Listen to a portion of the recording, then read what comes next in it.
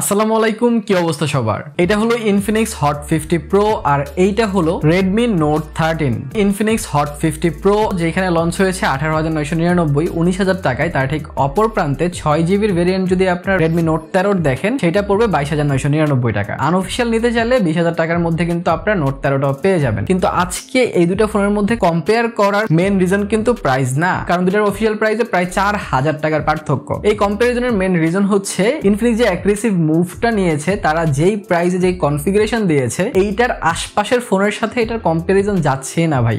যেগুলো বর্তমানে পাওয়া যাচ্ছে মার্কেটে, যেগুলো পাওয়া যাচ্ছে না সেগুলো নিয়ে কমেন্ট করেন না, যেগুলো পাওয়া যাচ্ছে সেখানে এইটার সাথে কম্পিট করার মতো ফোন বাজারে খুব কম আছে। রেডমির এই ফোনটা এইটার কনফিগারেশনের সাথে অনেকটাই টক্কর দিতে পারে। কিন্তু আপনারা কি মনে করেন ইনফিনিক্সের যে ব্র্যান্ড ভ্যালু আছে তাদের এই ফোনটাই আপনারা নিয়ে নেবেন, নাকি কিছু টাকা বাড়াইয়া রেডমিটা নিলে আপনাদের জন্য বেটার হবে? এই কোশ্চেনের অ্যান্সারটাই খুঁজবো আজকে এই ফুল ভিডিওতে। তো হ্যালো গাইস, কেমন আছেন সবাই? আমি রবিন, আপনারা দেখছি মোবাইল বাড়ি। তো চলুন শুরু করা যায়। প্রথমেই আমরা ধন্যবাদ দিতে চাই রাইমোসকে, যা একটা অনলাইন শপ যেখানে আপনারা এই দুটো ফোন সহ সব ধরনের অফিসিয়াল ফোন পেয়ে যাবেন। তাদের নাম্বার এন্ড পেজ লিঙ্ক নিচে থাকবে, অন্তত একটা কল দিয়ে জিজ্ঞেস করেন যে সাথে কি কি থাকছে বা কতটা ডিসকাউন্ট পাচ্ছেন। অবশ্যই মোবাইল বাড়ির কোডটা কিন্তু ইউজ করতে হবে। তো প্রথমে যদি দুইটা ফোনটা আমরা হাতে নেই এন্ড দুইটার ডিজাইনের দিকে তাকাই, তাহলে দুইটার ডিজাইন আপনাদের কাছে অবশ্যই সিমিলার মনে হবে না। দুইটার ডিজাইন কমপ্লিটলি আলাদা এন্ড দুইটার যে ক্যামেরা মডিউল সেটাও কিন্তু আলাদা। কিন্তু যদি একটু সুপিরিয়রের কথা বলেন, একটু প্রিমিয়াম ফিলের কথা বলেন, সেটা আপনাদের নোট 13 থেকে আসবে। But at the other hand যদি আপনারা ইনফিনিক্সে দেখেন, সেটা দেখতে অনেকটা সুন্দর কিন্তু হাতে যে অনেক দামি বা অনেক প্রিমিয়াম ফিল দেয় ব্যাপারটা কিন্তু তা না। আপনারা হয়তো আরেকটা জিনিসও লক্ষ্য করছেন যে দুইটা ফোন কিন্তু সমান নয়। ইনফিনিক্সের ফোনটা স্লিম করলো, এটা কিন্তু অনেক বড় সড়ো একটা ফোন। এন্ড আমি অনেক সময় বলেছি যে নোট 13ই আমার কাছে একটু বড় সড়ো ফোন মনে হয়, কিন্তু এখানে যখন ইনফিনিক্স হট 50 প্রোর পাশে আমরা রাখছি, লিটারেলি রেডমি নোট 13 কিন্তু ছোট এইটার চেয়ে। সো অবশ্যই সেইটা আপনারা মাথায় রাখবেন। কিন্তু দুইটা ফোনের মধ্যে পার্থক্য হচ্ছে স্লিমের দিকে, স্লিমনেসের দিক থেকে ইনফিনিক্স হট 50 প্রোতে আপনারা 7.4 mm থিকনেস পেয়ে যাচ্ছেন, আর রেডমি নোট 13 আপনারা 7.9 mm এর থিকনেস পাচ্ছেন। তো এই বাজেটে one of the slimmest phone পাচ্ছেন আপনারা ইনফিনিক্স,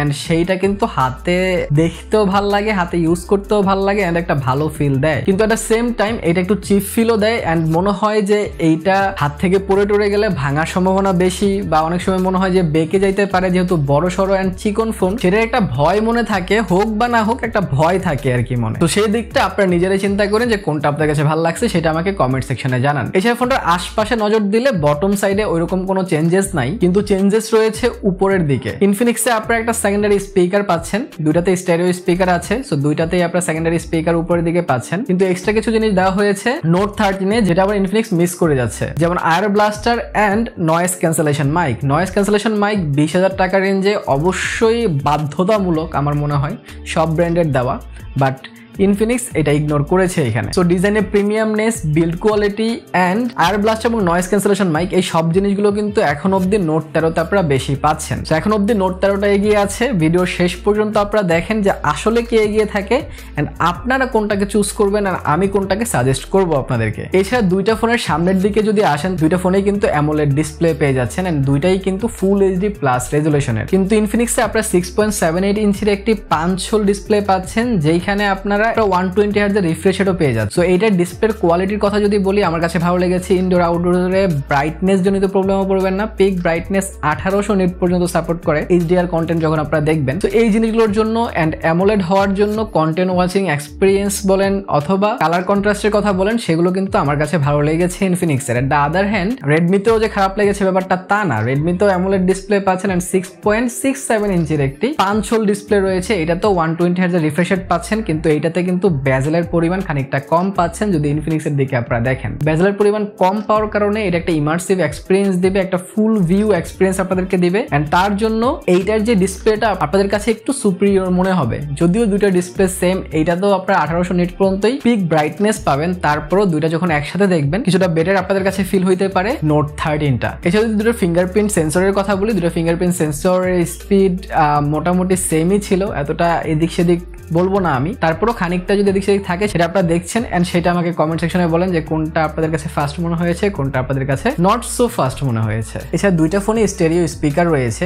ইনফিনিক্সের স্টেরিও স্পিকার বেসটা ভালো দিচ্ছিল, বেসটা ভালো কানে আসছিল, যদিও ফুল ভলিউমে হালকা ডিস্টরশন ছিল এন্ড এটার কিন্তু লাউডনেসটা আমার কাছে পছন্দ হয়েছে। সো স্পিকার নিয়ে আপনাদের ইনফিনিক্স হতাশ করবে না। এট দ্য আদার হ্যান্ড শাওমিতেও যদি দেখেন, শাওমি স্টেরিও স্পিকার ভালোই দিয়েছে। তারপরেও যদি আমরা কম্পেয়ার করি ইনফিনিক্সের সাথে, কারণ যেহেতু এটা 4000 টাকা বেশি, এটার স্টেরিও স্পিকারের যে কোয়ালিটি আরেকটু বেটার হইতে পারতো, অনেকটা ইনফিনিক্সের মতোই ছিল। সেদিক থেকে অবশ্যই টাকা বেশি, এটার আরেকটু ভালো হওয়া উচিত ছিল। সো এই দিক থেকে ইনফিনিক্সটা এগিয়ে থাকবে। এছাড়া ইউআই এন্ড ওএস নিয়ে যদি কথা বলি, তাহলে ইনফিনিক্স আপনারা XOS পাচ্ছেন আর out of the box Android 14 পেয়ে যাচ্ছেন। আর এটা যে ইউআইটা XOS একটু ভারী হয়, কিন্তু এটাতে মোটামুটি ক্লিন আমার কাছে ফিল হয়েছে। ইভেন এটার যে ওভারঅল এক্সপিরিয়েন্স, এটার প্রসেসরের যে পাওয়ার এন্ড এটার যে 120 হার্জ এর রিফ্রেশ রেট, এই সবকিছু মিলে এটা একটা ভালো সফটওয়্যার এক্সপিরিয়েন্স দিচ্ছিল। যদিও XOS কে এত বেশি বিশ্বাস করা যায় না, কারণ XOS এতটা রিলায়েবল না যদি ইউআই ইন্ডাস্ট্রিতে আপনারা দেখেন। তারপরেও এইটাতে মোটামুটি ভালোই কিন্তু ওয়ার্ক করছিল। আমি ইউআই ল্যাগের দেখা পাইনি। এক অ্যাপ থেকে অন্য সুইচ করা বলেন, অ্যাপের অ্যানিমেশন গুলো বলেন, সেই সবকিছুই কিন্তু ভালো ছিল। এট দ্য আদার হ্যান্ড যদি আমরা রেডমিতে দেখি, রেডমি MIUI 13 এ লঞ্চ হয়েছিল, অ্যান্ড্রয়েড 13 এ লঞ্চ হয়েছিল, বাট বর্তমানে HyperOS 1.7 আছে, অ্যান্ড্রয়েড 14 এ লঞ্চ করছিল। তো একটা ভালো ব্যাপার হচ্ছে রেডমি আপনাদেরকে আপগ্রেড করার অপশন দেয়, তারা কিন্তু আপডেট পুশ করে।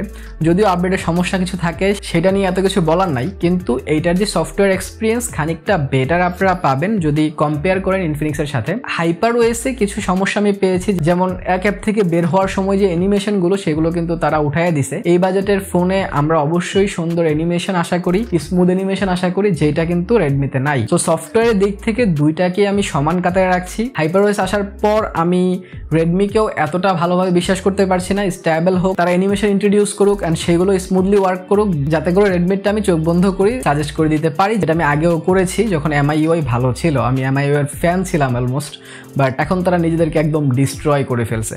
সো এই দিক থেকে দুইটাকে আমি সমান কাতারে রাখছি। বাট যদি আমরা পারফরমেন্স সেকশনে আসি, এইখানে সমান কাতারে রাখা সম্ভব না। ইনফিনিক্স হট 50 প্রোতে আপনারা পেয়ে যাচ্ছেন HELIO G100 চিপসেট, এট দ্য আদার হ্যান্ড স্ন্যাপড্রাগনের 685 পাচ্ছেন রেডমিতে। এই দুইটা প্রসেসর যদি আপনারা চিন্তা করেন, ডেফিনেটলি স্ন্যাপড্রাগন 685 থেকে G100 অনেক বেটার চিপসেট, এন্ড সেটা আমি রিয়েল লাইফেও কিন্তু এক্সপিরিয়েন্স করেছি। আমি দুইটা দিয়েই গেমিং করেছি। আমি ইনফিনিক্সের বেশ কিছু গেম আপনাদের সাথে শেয়ার করছি, আপনারা দেখেন যে ইনফিনিক্সের গেমিং এক্সপিরিয়েন্স কেমন ছিল। আমি Asphalt 9 খেলেছি, খুব স্মুথলি খেলতে পারছিলাম, কোনো ক্র্যাশেস, কোনো ল্যাগ, ফ্রেম ড্রপ কিছু খেয়াল করিনি, খুব স্মুথলি রান করছিল। ইভেন আমি ফ্রি ফায়ারও খেলেছি, সেটাও কিন্তু খুব ভালো খেলা যাচ্ছিল। এট দ্য আদার হ্যান্ড রেডমিতে যদি দেখেন, রেডমিতে আমি বেশ কিছু গেমিং করেছি, কিন্তু গেমিং এক্সপিরিয়েন্স যেটা আমি ভালো পেয়েছি সেটা হচ্ছে ইনফিনিক্সে। তো আপনারা যারা গেমিং এর জন্য নিতে যাচ্ছেন, স্পেসিফিক গেমিং এর জন্য, বা আপনারা পারফরমেন্সটাই বেশি প্রায়োরিটি দিচ্ছেন অন্য সব জিনিস থেকে, তাহলে ডেফিনেটলি পারফরমেন্স সেকশনে এগিয়ে থাকবে ইনফিনিক্সটাই। কিন্তু যেহেতু পারফরমেন্স সেকশনে ইনফিনিক্স আগে আছে, তাহলে আমরা ক্যামেরা সেকশন নিয়ে আসি। কারণ ক্যামেরা সেকশনে ইনফিনিক্স করেছে কস্ট কাটিং, আর ক্যামেরা সেকশনে রেডমি করেছে বাজিমাত। ইনফিনিক্সের রেয়ারে আপনারা ডুয়াল ক্যামেরা সেটআপ পাচ্ছেন, আর রেডমিতে আপনারা ট্রিপল ক্যামেরা সেটআপ পাচ্ছেন। দুটার ফ্রন্টে ক্যামেরা রয়েছে।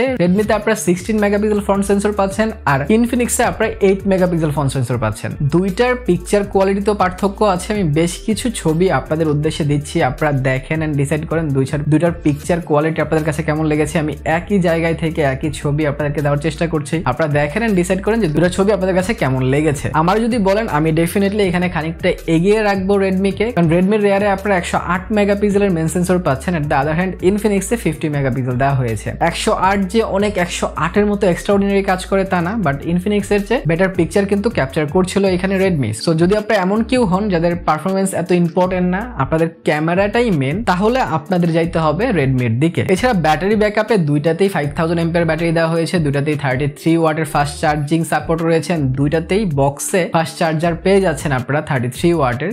So which is good, and দুইটাই আমাকে সিমিলার ব্যাকআপ দিয়ে দিচ্ছিল। 7.5 থেকে 8 ঘন্টা আপনারা স্ক্রিন অন টাইম পাবেন, এন্ড দুইটাতেই আপনারা 1 থেকে 1.5 দিন মডারেট ইউজে কিন্তু কাটাই দিতে পারবেন। সো এট দ্য এন্ড যদি আমি আপনাদেরকে যে কোনো একটা সাজেস্ট করতে চাই, তাহলে যারা শুধু গেমিং এর জন্য ফোন নিতে চাচ্ছেন, পারফরমেন্স ছাড়া অন্য কোনো দিকে তাকানোর দরকার নাই। যদিও পারফরমেন্স ছাড়াও ইনফিনিক্সের ডিসপ্লের কোয়ালিটি বেটার, বড় সড়ো ফোনটা ডিজাইনটাও খারাপ না, সেক্ষেত্রে আপনারা ইনফিনিক্সে যেতে যাইতে পারেন। বাট যদি আপনারা পারফরমেন্সটা সাইড করতে পারেন, তাহলে বাকি অলমোস্ট সব দিকেই কিন্তু রেডমিটা উপরেই থাকবে। এটার ডিসপ্লের কোয়ালিটি বেটার, এটা ডিসপ্লের বেজেল কম, এটা হাতে প্রিমিয়াম ফিল হয়, এটার ক্যামেরা বেটার, তার সাথে এখানে নয়েজ ক্যান্সেলেশন মাইক পাচ্ছেন, এক্সট্রা আয়ার ব্লাস্টার পাচ্ছেন। সো এই সব কিছু যদি বিবেচনা করেন ডেফিনেটলি নোট 13টা এগিয়ে থাকবে।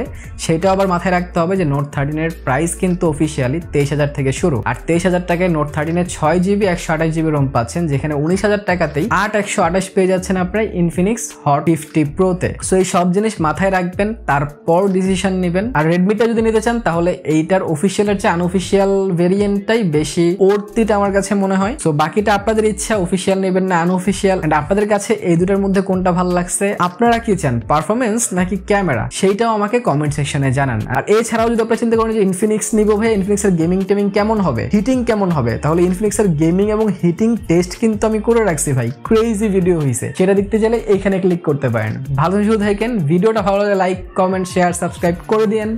দেখা হবে পরে ভিডিওতে, টিল দেন আল্লাহ হাফেজ।